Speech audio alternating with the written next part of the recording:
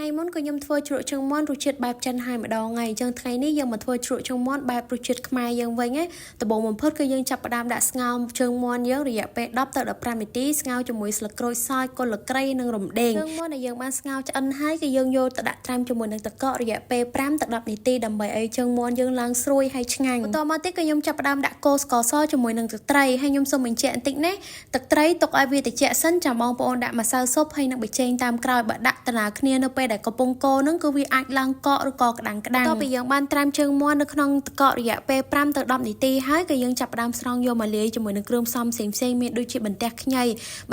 នឹងគឺខ្ញុំប្រើខ្ញីខ្ចីបងប្អូនបន្តមកទៀតគឺយើងមានខ្ទឹមសខ្ទឹមក្រហមម្ទេសខៀវម្ទេសក្រហមស្លឹកក្រូចសើចហើយនិងគល់ស្លឹកគ្រៃហើយបន្តមកទៀតគឺយើងដាក់ទឹកត្រីដែលយើងបានលាយមុននឹងហើយដាក់ជាមួយនឹងក្រូចគឺខ្ញុំប្រើក្រូចតែបងប្អូនតែបើសិនជាបងប្អូនអត់មានក្រូចតែឬក៏អត់ចូលចិត្តក្លិនក្រូចតែទេបងប្អូនអាចដាក់ជាមួយនឹងក្រូចឆ្មាក៏បានដែរតែគ្រាន់តែសម្រាប់នាងខ្ញុំគឺប្រើជាមួយនឹងក្រូចតែនឹងគឺវាឈ្ងុយហើយឆ្ងាញ់ជាងក្រូចឆ្មាទៅទៀតហើយរសជាតិវាដិតហ្មងអញ្ចឹងបងប្អូនអាចសាកធ្វើតាមខ្ញុំបានអញ្ចឹងជើងមាន់របស់យើងគឺរួចរាល់អស់ហើយអត់មានអីពិបាកទេបងប្អូនគឺស្រួលធ្វើខ្លាំងមែនទែនបន្ទាប់ពីធ្វើឲ្យអស់ហើយអញ្ចឹងទៅយកដាក់នៅក្នុងទូទឹកកករយៈពេល2ម៉ោងឡើងលើអញ្ចឹងទៅឲ្យវាចូលជាតិទៅឆ្ងាញ់